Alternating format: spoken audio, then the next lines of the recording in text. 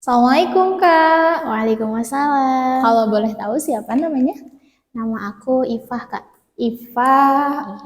Sekarang sekolah atau kuliah? Sekarang aku kuliah Kuliah semester berapa? semester 3. Kuliah semester 3. Jurusan? Aku ngambil jurusan bimbingan konseling Islam, Kak. Untuk tempat kuliahnya, kampusnya? Di Institut Ummul Qura. Institut Ummul Qura. Oke. Kalau boleh tahu, maaf, keluarganya masih utuh? Ayah, Alhamdulillah. ibu? Alhamdulillah. Sekarang tinggalnya ngekos atau di rumah sendiri? Aku sekarang di rumah. Di rumah. Jadi pergi. Pulang ke pergi. kampus. Berarti sekarang tinggal sama orang tua? Iya. Ada kakak atau adik? Ada. Kalau adik aku nggak ada karena anak terakhir. Oh, anak terakhir. Iya. Kalau kakak?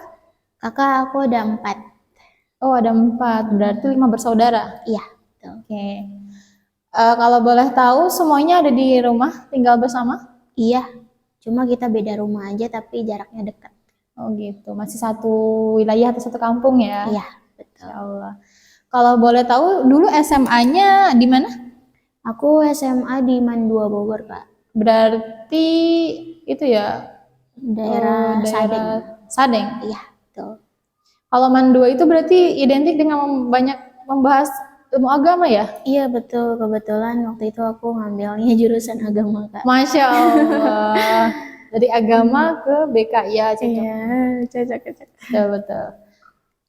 Oke kakak, Kak Ifah ya, di sini kita akan menjalankan kegiatan konseling, yang dimana konseling ini adalah upaya membantu konseli atau kakak sendiri untuk menyelesaikan permasalahan kakak. Namun tadi kita garis bawahi bahwasanya saya sebagai konselor bukan memberikan kakak solusi, tapi kakak sendiri yang mengambil solusi. Saya di sini hanya membantu kakak dan memfasilitasi segala yang kakak butuhkan untuk mengurangi permasalahan kakak dan kakak bisa mengambil solusi untuk permasalahan kakak sendiri.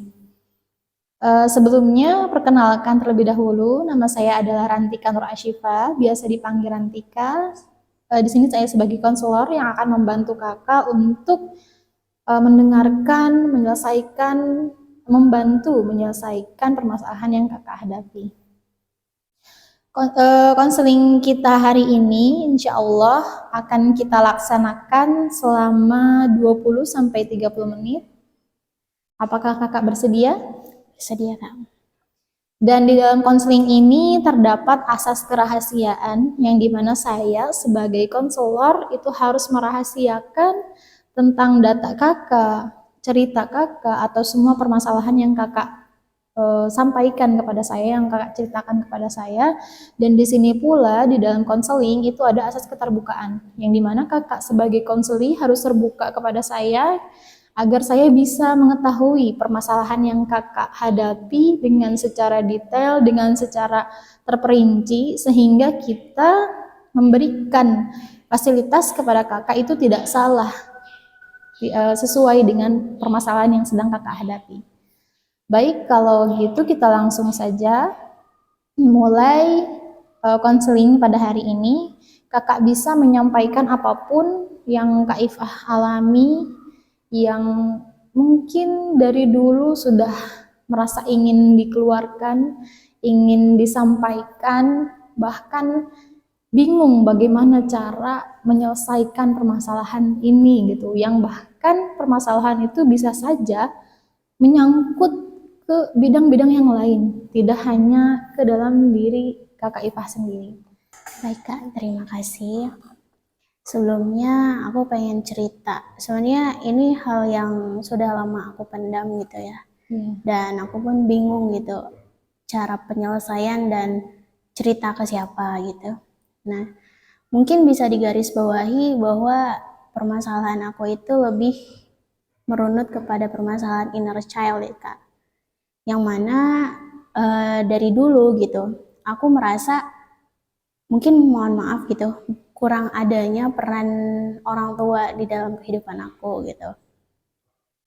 Jadi dari kecil itu aku kurang diperhatiin dalam segi kedekatan orang tua. Kayak misal kamu sekolah di apa sih? kamu di sekolah itu gimana gitu, apa aja yang dilakuin gitu. Hal-hal yang mengenai hal itu tuh tidak ada gitu. Sebatas hanya ya orang tua sebagai ayah dan ibu aku gitu. Nah, aku di situ tuh kenapa merasa inner child aku tuh masih kebawa sampai sekarang gitu. Karena dari impact impact yang aku apa sih yang aku terima gitu, yang aku rasain sekarang itu bagaimana pola asuh yang orang tua aku lakukan terhadap aku menjadikan aku kayak pendiam, bahkan pemalu, dan aku tidak berani untuk memilih dan untuk mengambil keputusan diri aku sendiri, Kak. Nah, dari situlah aku merasa ini tuh terganggu banget gitu. Gimana sih caranya untuk bisa untuk berani gitu untuk memilih pilihan aku sendiri dengan konsekuensi yang akan aku terima nanti gitu. Bagaimana aku bisa benar-benar semangat mewujudkan apa yang aku pengen gitu. Aku bisa berani, aku bisa tidak malu, percaya diri gitu, harus percaya diri, dan bagaimana aku bisa bebas seperti orang lain, bisa mengekspresikan dirinya sendiri gitu, Kak. Nah, itu mungkin yang benar-benar menghambat aku. Bahkan sampai sekarang aku masih malu, aku masih enggan menceritakan atau mengungkapkan perasaan-perasaan aku sendiri gitu. Dan peran orang tua atau ayah ini tersendiri gitu yang menjadikan aku kurang dalam untuk bisa memilih pilihan aku sendiri, karena kan peran ayah itu sangat berpengaruh kepada anak perempuan ya. Anak perempuan itu bisa mengajarkan ayah itu bisa mengajarkan ke anak perempuan untuk bisa berani gitu, untuk bisa memilih pilihannya sendiri. Nah, di situ tuh aku nggak bisa gitu, orang tua aku nggak memberikan itu, yang akhirnya ya aku jadi orang yang sering ikut-ikutan, orang yang mudah pasrah gitu, tidak tidak mengusahakan apapun yang aku pengen harus aku lakuin gitu. Jadi ketika ada hambatan satu, keinginan aku yang mempunyai hambatan gitu, aku langsung ya udah gitu, kalau misal itu nggak bisa ya udah, kayak nggak bisa nggak bisa diusahakan gitu. Jadi mudah pesimis intinya kayak gitu. Bahkan diri aku sendiri kayak aku belum merasa aku mencintai diri aku sendiri gitu, karena aku juga bingung gitu, Kak, gimana sih eh, apa ya eh apa sih bisa melakukan potensi aku gitu, mengasah potensi skill aku gitu. Karena memang dari orang tua tidak memberikan dukungan gitu kepada aku. Fah, kamu harus gini ya gitu. Fah, kamu harus gini. Jadi ketika aku melakukan apapun kayak merasa tidak ada apresiasi gitu. Aku pintar atau tidak ya itu terserah gitu. Yang penting orang tua tuh udah menyekolahkan aku gitu. Jadi seolah orang tua tuh merasa bahwa ya sekolah itu udah cukup gitu untuk kamu bisa berpendidikan, untuk kamu bisa mempunyai ilmu dan berakhlak yang telah kamu pelajari di sekolah gitu. Dan peran orang tua itu tidak ada gitu. Seolah orang tua sudah menitipkan ke lembaga pendidikan itu udah cukup gitu. Itu yang membuat aku juga merasa gitu, kenapa aku masuk BKI itu seperti itu, Kak, gitu. Karena dilihat dari uh, diri aku sendiri gitu. Seperti itu, Kak. Tapi di sisi lain, apakah orang tua memberikan apresiasi mungkin ketika kakak mengerjakan sesuatu yang berhasil, sukses? Sebenarnya aku sendiri bingung sih apa hal yang aku kerjakan itu bisa membuat mereka bangga atau berhasil gitu. Karena aku nggak tahu juga ketika aku melakukan sesuatu tuh aku nggak bisa konsisten, Kak. Karena ya itu tadi gitu. Bahkan aku pernah beberapa kali, dan ini tuh memang di luar dugaan aku gitu ya. Karena dari MI gitu, aku kan memang nggak berprestasi ya. Jadi masuk ke SMP atau MTS tuh aku lumayan ada prestasi gitu. Dan itu sama aja gitu. Nggak ada apresiasi. Aku masuk tingkat juara atau tidak gitu. Tidak ada apresiasi gitu. Dan aku bahkan waktu itu pernah tuh kayak ngafal gitu kan, untuk mencoba ngafal. Aku pernah udah di juz 2, udah dua juz gitu ya Kak. Tapi seolah orang tuh biasa aja gitu, kayak ngasih ucapan aja, ih kamu bagus gitu hafalannya, terusin ya gitu, kayak gitu-gitu doang. Padahal di sisi lain aku tuh pengen mondok Kak gitu, tapi orang tua tuh nggak bisa wujudin gitu. Jadi merasa kayak, ini buat apa sih aku ngafal juga gitu, masa aku harus berjuang sendiri gitu. Di tengah lingkungan yang biasa aja dan gak mendukung aku gitu.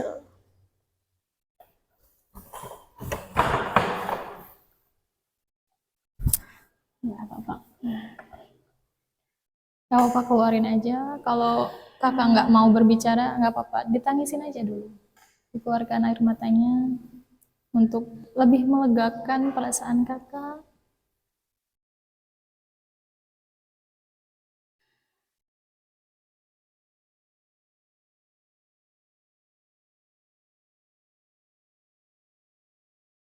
Karena memang pada dasarnya kita sebagai manusia, terutama sebagai anak, pasti membutuhkan reward dari orang tua, bahkan membutuhkan punishment ya, sanksi dari orang tua atas apa yang telah kita lakukan, hingga kita nggak tahu sebenarnya apa yang kita lakukan itu benar atau tidak jika tidak diberitahu oleh orang tua. Saya paham perasaan kakak.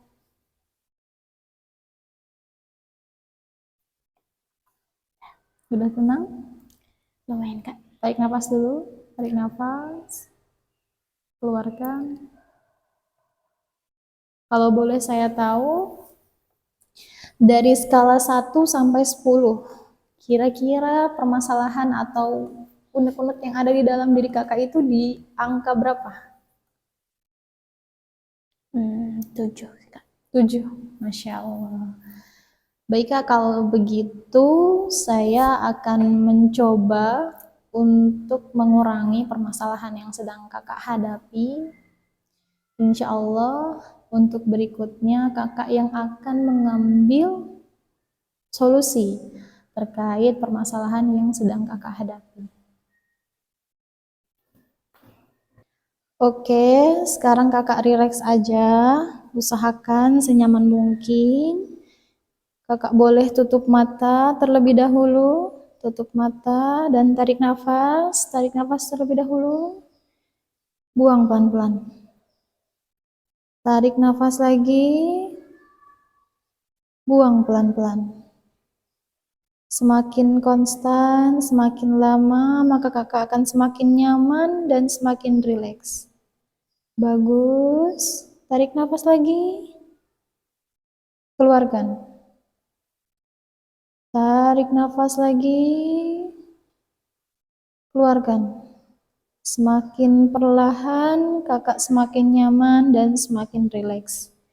Ikuti setiap instruksi saya, karena instruksi saya akan membantu kakak, meyakinkan diri kakak, percayakan diri kakak pada saya. Ikuti instruksi saya karena akan membantu kakak merasakan energi yang luar biasa yang kakak miliki. Bayangkan setiap suara yang sekarang kakak dengar, suara burung, suara yang lainnya, udara yang kakak hirup, kesegarannya, rasakan semuanya hingga kakak semakin rileks, semakin nyaman. Luar biasa. Lakukan tarik nafas lagi, keluarkan perlahan. Lakukan tarik nafas lagi, keluarkan perlahan. Sekarang saya akan bantu kakak menuju kondisi yang lebih nyaman lagi. Tarik nafas lagi, keluarkan. Oke, kakak cerdas, luar biasa. Kakak lihat bayangan kakak, bayangkan ada kakak, diri kakak sendiri di hadapan kakak. Bayangkan dia sedang tersenyum kepada kakak. Dia sedang menyapa kakak dengan sebutan yang sangat kakak suka. Bayangkan dia berkata kepada kakak, "Aku juga merasakan apa yang kamu rasakan. Aku juga mengetahui apa yang kamu rasakan di dalam hati kamu." Kakak juga ucapkan kepada dia, "Maaf, aku tidak bisa melindungimu, menjaga perasaanmu. Maaf, aku telah mengecewakanmu." Bayangkan dia tersenyum sama kakak sambil menjawab, "Tidak apa-apa. Aku mengerti perasaanmu. Aku mengerti kondisimu. Aku adalah kamu dan kamu adalah aku. Kita ada orang yang sama.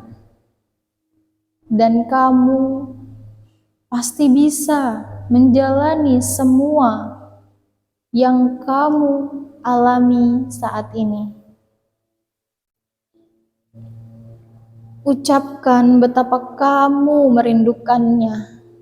Rindu kamu yang dulu, yang penuh dengan ceria, yang penuh dengan kebahagiaan.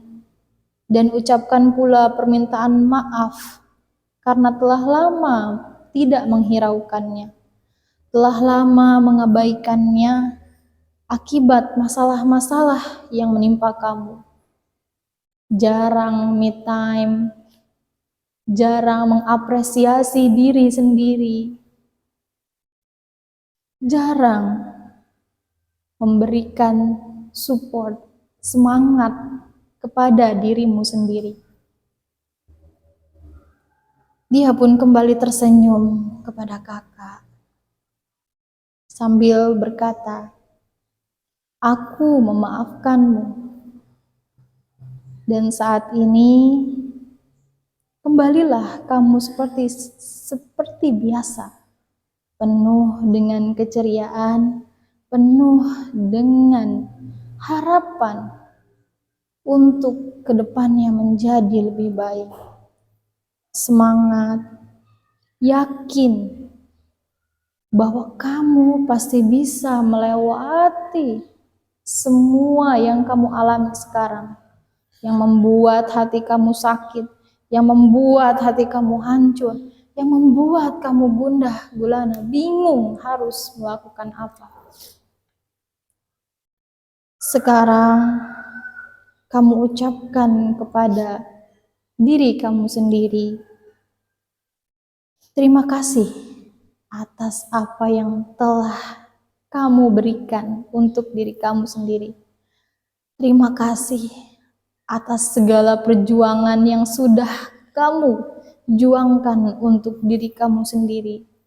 Dan terima kasih karena sudah menemani kamu hingga saat ini.